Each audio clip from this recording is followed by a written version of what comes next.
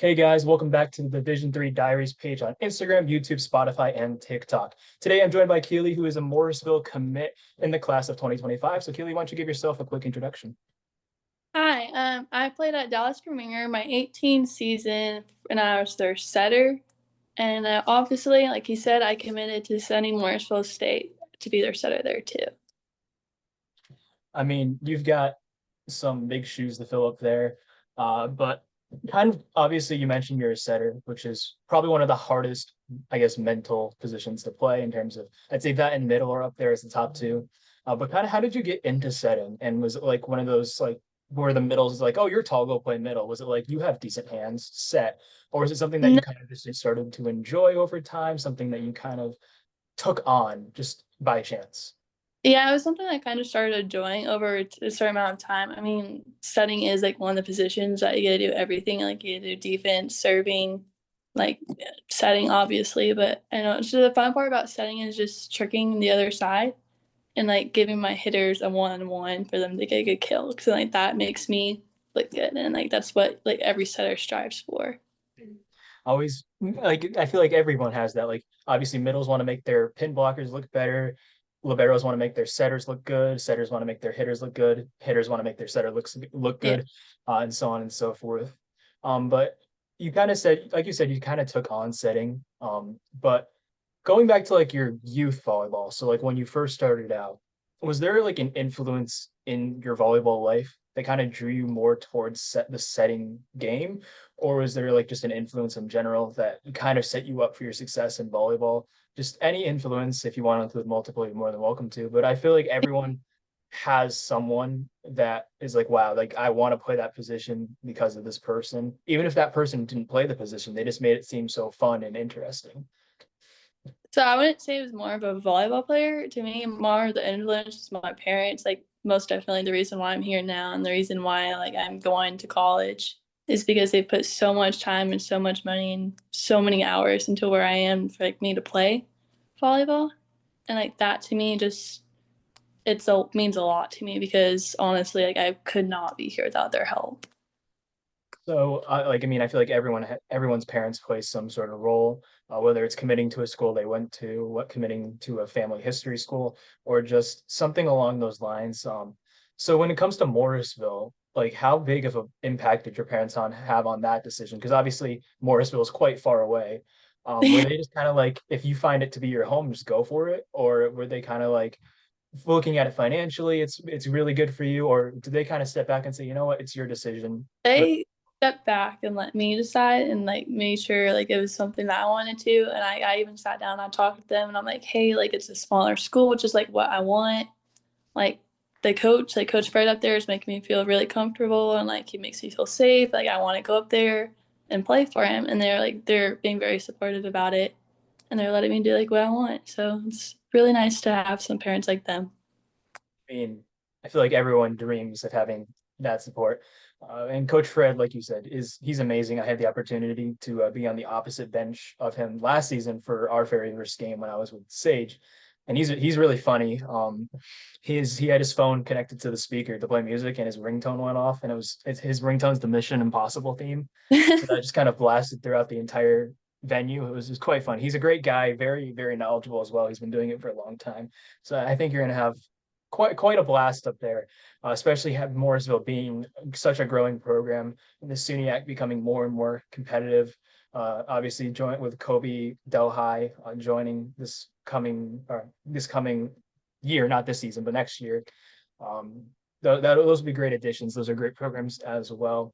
But kind of going into like the game aspect of college, is there like a certain aspect of the collegiate game you're excited for, whether it's the speed of it, just working with other players? I mean, obviously, unfortunately, M at Morrisville will be leaving, and they have some big shoes to fill up there. But obviously, bringing in a setter like you, it's going to be quite easy to get those hitters going. Well, like I said, they won't have M.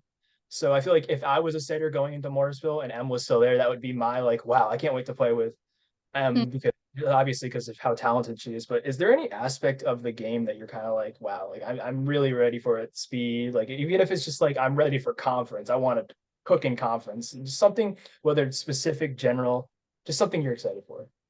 Just the competitiveness, really, because down here in Texas, like, I don't know if you know much about it, but it's super competitive and like everyone is talented and like just extraordinarily good. But like I've heard that up there in New York too, so I'm really looking forward to that and like seeing what learning from Texas, like what I can bring to New York for the competitiveness wise. And then really, I'm excited to meet all the girls and just get a really close bond with them. And I don't know, I just it's a real nice, like refreshing and like start over kind of thing for me. I feel like that's a great mindset. I feel like when I went to college, I saw it more of an extension of volleyball rather than Mm, a new chapter. And I think that really like derailed me in terms of my mindset. So and like you mentioned, like Texas, for people who don't know, Texas is insanely competitive, especially in the club scene. yeah. Like in New York, I'd say like the closest thing to Texas we have is the Long Island volleyball scene, which is probably it's one of the top growing scenes, but we're not even near like Texas and California are probably, in my opinion, for club are like even you can throw Nevada in there now too. There's Nevada, Utah, like that whole area is just growing, growing, and then obviously Arizona as well. So I mean, it's going to be a change in pace going from Texas volleyball to New York volleyball. I don't think it'll be a huge style change.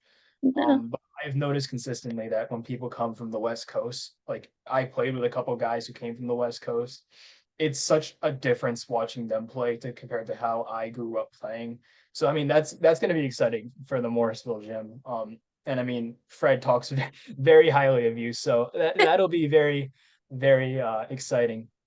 And kind of obviously we kind of touched base on this already, but what kind of drew you to Morrisville? Like, what were they just kind of one of the first schools to reach out and you kind of stuck with it? Because I know a lot of recruits, like they'll often like say, like even if they don't go out, end up going there, their first school that they talk to, it kind of sticks with them until the end of their journey. Some people just like are like, wow, like I can't believe this school reached out to me. Um, just kind of what drew you to Morrisville? What was like that initial like getting over that initial hump to eventually commit? So there's actually a lot of things that drew me to Morrisville. One, the girls, like I mentioned before, like I have had multiple reach out to me before I committed, like just saying like, hey, if you need anything, like let me know, like I'm here for you, kind of thing, and just like guiding me along the process. And then even after I committed, I got like multiple text messages saying, hey, like welcome to the team, I'm so happy to have you here. And like that to me just kind of made me feel like I made the right choice and that I was gonna go to a place that like everyone would have my back. And then the second thing is that when I was talking to Morrisville State, I kept hearing from strangers, like people I didn't even know, how such a beautiful campus it was and that I'm gonna love it there and it's so beautiful and small and that like it's just gonna be the right place for me. And then another huge real deciding factor was that Coach Fred was very persistent with me and he kept reaching out to me, like checking on me every single day, like, hey, how are you doing? And like that to me, like that shows like a coach is really wanting you there and that he'll take care of you no matter what. Like even for me, like Texas, like 24 hours away. Like that's just it really helped decide. I'm like, mom, dad, like that's where I'm going. And I mean, what a lot of recruits that I've talked to don't understand is when a coach is like consistently reaching out to you, they're not trying to be annoying. They're not trying to pressure you into doing anything. They're simply checking in. And I feel like Yeah. that's really what makes the difference in a lot of decisions is like Mm-hmm. having that coach. It's like, okay, this is a coach that's going to care about me, not just as a player, but as a person. And the other thing is, like you mentioned, players reach out to you all the time. And when I was at Sage, we had players specifically for like different positions, different areas, et cetera, that would reach out to play other to these recruits. And what I have to tell a couple of recruits, like a few people that I know, is like, listen, like these players aren't trying to pressure you into decide. It's just that having someone there, like going into it not blind, is an amazing thing. And Mm-hmm. I know many men's and women's players that have gone to school before taking a visit, before talking to anyone other than the coach, and it just makes a huge, huge difference. And especially in the aspect of like, hey, this player wants me. Like they're not gonna like, I'm not gonna show up and they're gonna be like, ew, what is she doing here? Like it's like that player obviously she's reaching out consistently, especially after you commit. It's like she wants me there. She thinks I can make some sort of difference here. So it's an amazing feeling, and I think a lot of people don't really understand that. Like they're not trying to pressure you. Like I'm sure you felt pressure, everyone does, but I'm sure you also knew that like the team and Fred weren't like saying like, hey, commit tomorrow, otherwise we're done. And I will say, as a person who's been out to Morrisville a couple of times, it is a really beautiful campus. It's a beautiful area. Um, if for people who don't know Morrisville, they made headlines the other year because they put in an all black football field turf. It was all over ESPN. It was the first one. So that's Morrisville. But they it really is a beautiful campus, really beautiful facility. And like I said, Fred is an amazing person, amazing coach. Um, but before you committed to Morrisville, I'm assuming you had other offers and I'm assuming you talked to other schools. And for me, when I was recruiting, the most difficult thing I had to do was after I had committed, telling all these schools like, "Hey, listen, I committed. I really appreciate your time." But then again, there's the other side where my friends found it really easy to do that, but his hard part was actually getting in conversation with these schools. So, like during your recruitment journey, what was like the hardest thing you had to do in terms of recruitment, like specifically recruitment, beyond the commitment, beyond those last emails? Like, was it like when you were first starting out, something along those lines? I would say the hardest part was your very first, like my very first call. Like you got like nerves, you don't know what to say, like what questions you're gonna ask. But then like once you get past that and like you kind of get more and more going, I feel like it was a lot more easier and like just another human being you're talking to. But I will say starting out, it was hard hearing a lot of no's before a yes. And that, I got to have to keep reminding myself, like, so there's a bunch of colleges out there now, and that, like, someone's gonna want me, and that I just have to keep reaching out and, like, constantly reaching out too, especially with school and volleyball was always a struggle for me. It's like I just couldn't find the time just to sit down and write 20 plus emails a day saying, like, hey, like, look at me kind of thing. Mhm. And I mean, I feel like for a lot of people, that first no really does. It definitely did for me. Um, and kind of like what the scary part is knowing like, hey, like something might happen. And like that the what if is really scary. But like you said, there's so many schools. Like for Division 3 specifically, there's 400 plus schools out there that there's one of them, and I tell this to everyone, like no matter skill, that's willing to take a chance on it. Like you have to understand, like a lot of people think is like they either want me or they don't want me. It's like no, it's for them. It's like who else they're bringing in, like what other commits they already have on the board, stuff like that. But like you said, there's so many schools, there's so many opportunities, and I mean, obviously, I'm extremely happy that you chose Morrisville because I mean, at the end of the day, that's a school that has I have a chance of coaching against within the next couple of years. And I already have obviously been on the opposite bench. Great, like I said, can't stress this enough. I love their facility. Um, but on the other hand, it's like I think personally that was another thing that I agree with in terms of being tough was the initial phone call. So when I initially committed to Bard, before that, my first phone call with Coach Zawaski there, I was so nervous that I'm pretty sure like it took me I spoke a total of like 10 minutes out of the 40-minute call. I think most of my answers he'd be like, "Hey, so you're interested, Bard? Yeah, sure, yep." Like, I didn't know what to say, and I think once you can get like you said, once you get over that initial hump, I mean, it kind of smooth sailing from there. And I think that mindset you have is really important. I can't stress this enough. Coaches are humans, other players are human, and if you treat them like human, they're gonna also treat you like human. And I think that's a great mindset to have going into college to understand, like, hey, like this is a different level of game. This coach isn't like on my pardon my French, on my ass about this because I'm bad. It's like, no, they want to make you better. And I think you having that open mindedness to say, like, hey, we're both people it's gonna bring you a long way in college, especially in the SUNYAC, which is like right now, obviously Cortland's at the top, but like New Paltz could win it next year. Morrisville could win it next year. It's really anyone's game. And I think in a conference like that, having that mindset that the Fred is just trying to make you better, and he's also human, um, and he's willing to listen is gonna get you really far in terms of your not just your physical game, but your mental game. But like going into the season specifically, like excluding Morrisville activities, whether it's end up joining the SAC, whether it's just the one-on-ones with Coach Fred, outside of Morrisville, like are you super excited for something in Division 3 this coming year? For example, I've spoken to a lot of recruits that are just like, yeah, my friend committed to this school. I'm really excited to see how they do. Or like, my friend committed to this school. I'm excited to absolutely cook them in 3 sets. But obviously that might be a little bit difficult because you're in Texas. Uh, I mean, I've seen a lot of Texas commits come out. I mean, we had Yeah. six got a commit from Arizona. So I mean, there's a chance that you might play someone, especially Fred being in the business so long, having so many connections with these schools. But is there just some aspect of the Division 3 game as a whole that like you're really excited for? I'm just excited for like the new atmosphere because you know, like obviously in Texas, I've been in here since I've been in kindergarten, so it's like the same stuff over and over, same heat, same everything. So I'm just really excited to get up there, experience the cold for a change and the seasons, and then just meet new people and like kind of just start over and just make a new name for myself, kind of thing. So it's something I'm really looking forward to, and then just making new friends and experiencing new things with people.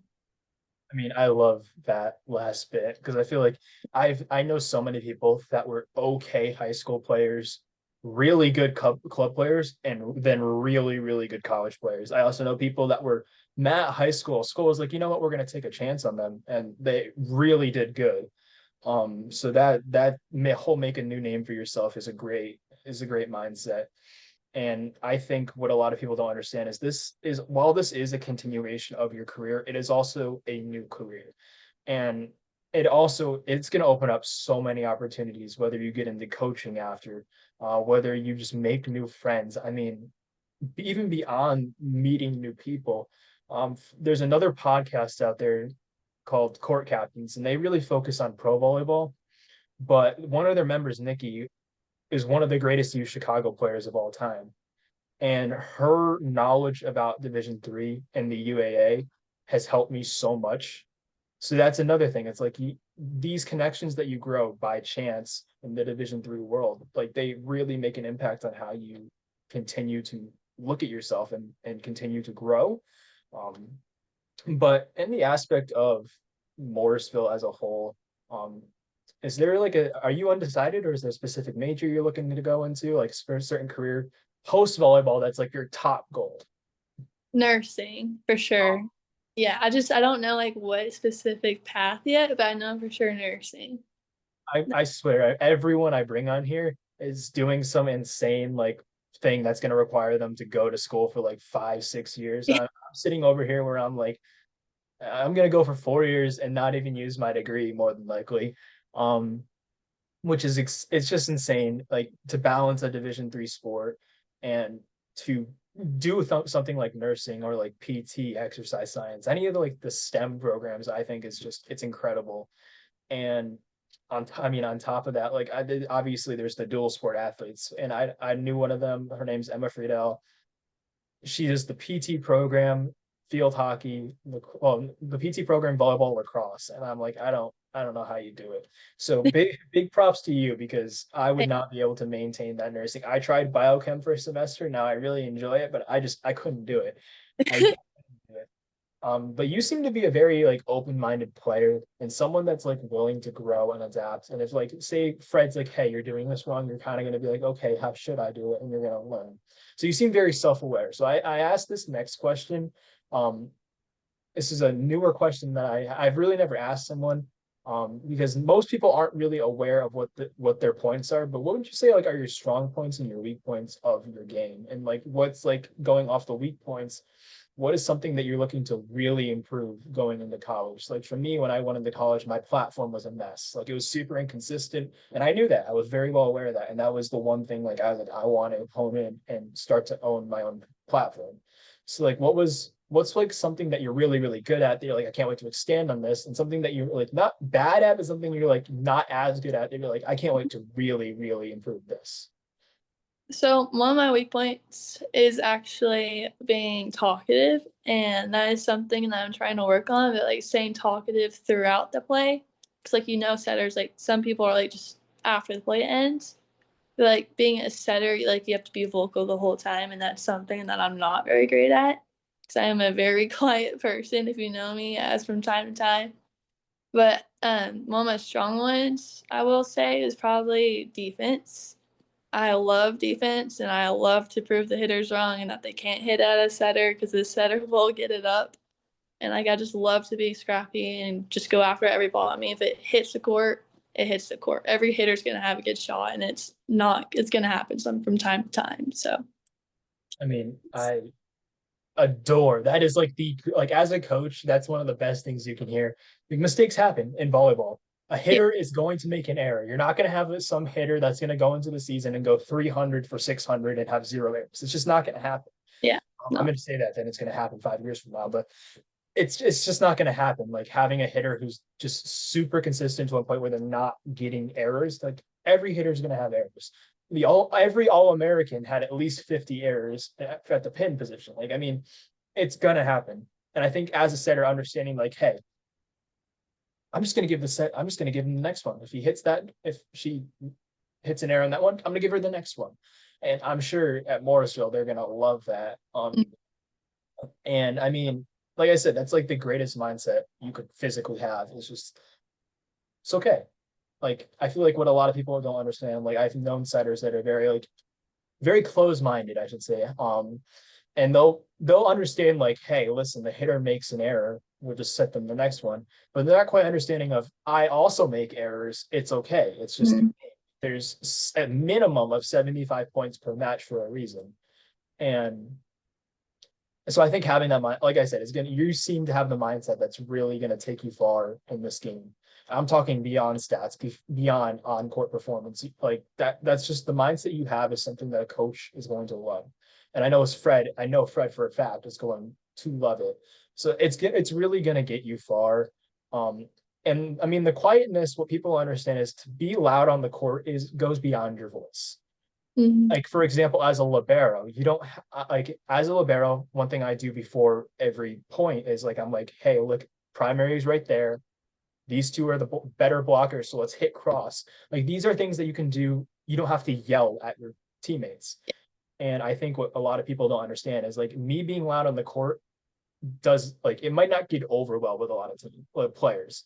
So it's like you don't need to scream, like obviously like scream, but like you don't have to scream to make your words count.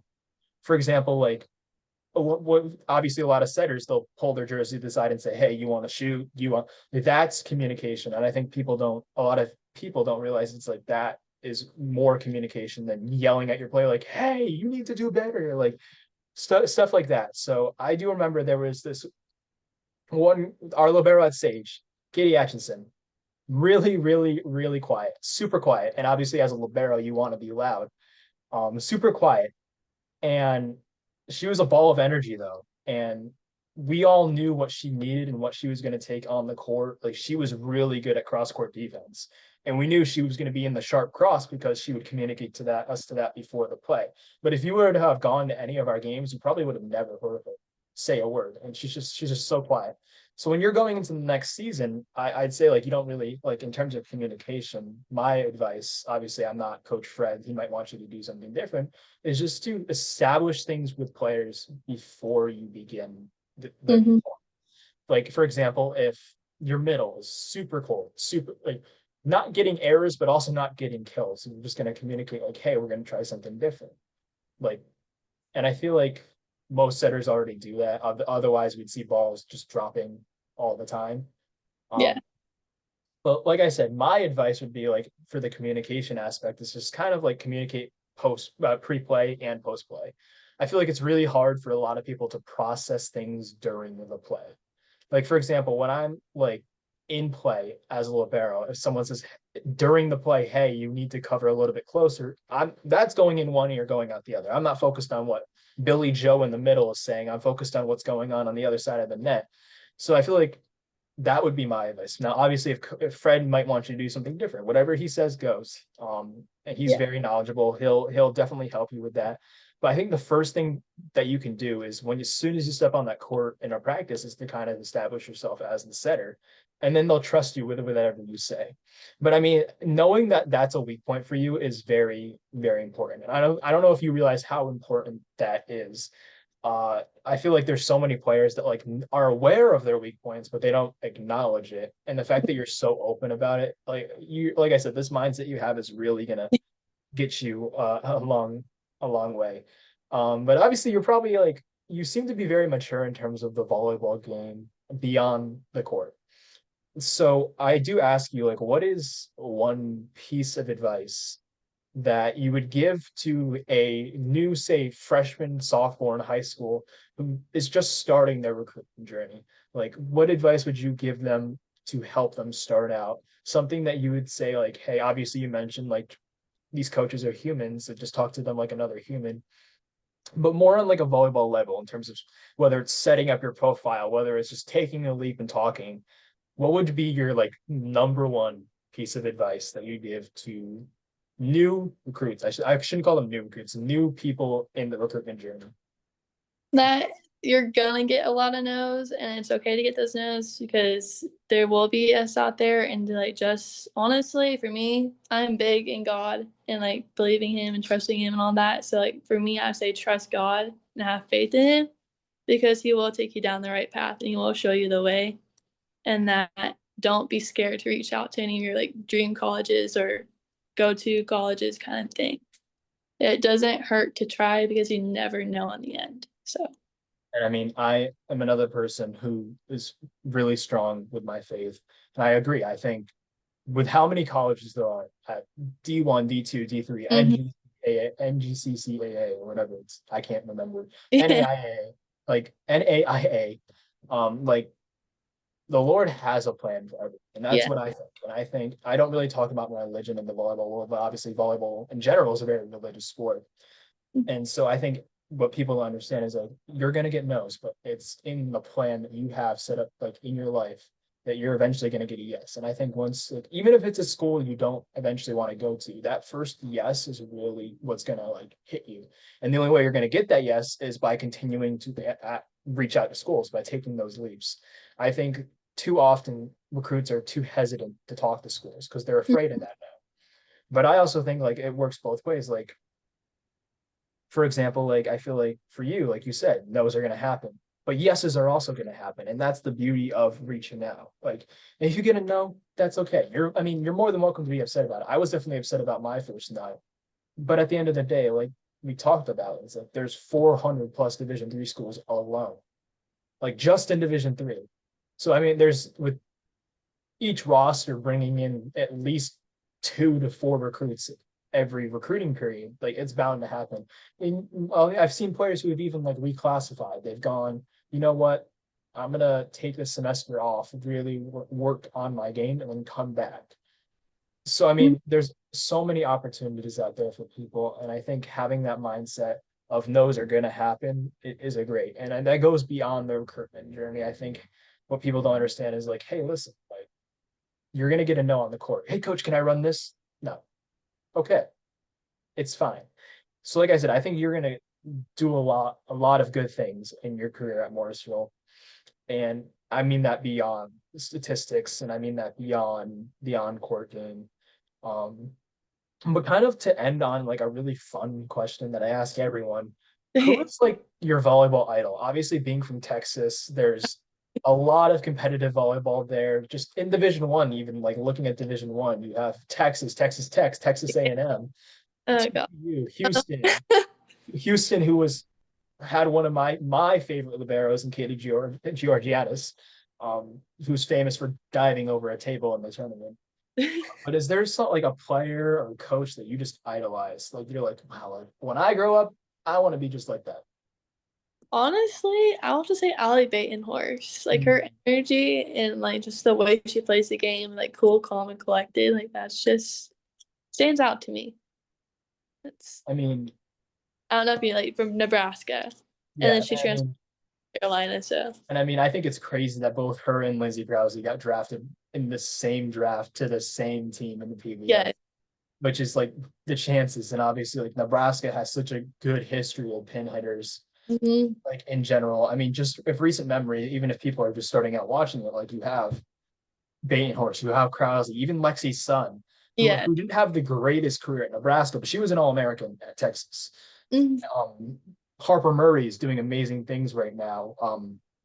I mean, Merritt Beeson's like obviously the big one as of Yeah. late that people remember, and like it just like these players just have such an impact on people's lives. I remember I went to out to Grand Rapids for a PBF game, and I was texting like my good friends at Sage, who they're very big Nebraska fans. I was like, I'm breathing the same air as Merritt Beeson, and you're not. Um, But I mean, these players like have such a big impact, and there I feel like a lot of people like don't understand it. Like it's okay to idolize these players. It's okay to build your game off of these players. It's not like you stealing someone else's game. It's like at the end of the day, it's like, hey, you really like how Ali B's mindset works, so you Yeah, drive to have that same mindset. So I mean, at the end of the day, like I feel like Ali B is a great idol, and she's played with some great players. And I think just the players around her too, their mindsets are like Mia Tuaniga is probably one of the most electric setters just in her energy that I've ever seen. And Ali B had the opportunity to play with her. So I think that's another thing for you that I'm excited to see is how your mindset, your very open mindedness, like okay coach mindset meshes with the Morrisville mindset of like these other players who not everyone's gonna have the same mindset. So I'm really excited to see that. Um, but I have no, I mean, further questions, and I really appreciate you taking the time out of yeah, your day yeah. to Thanks for having sit me. down. But is there anything else you want to talk about before we finish up? No, thanks. I don't think that's all. All right, awesome. Thank you so much for joining. It was a pleasure. Yeah, you're welcome.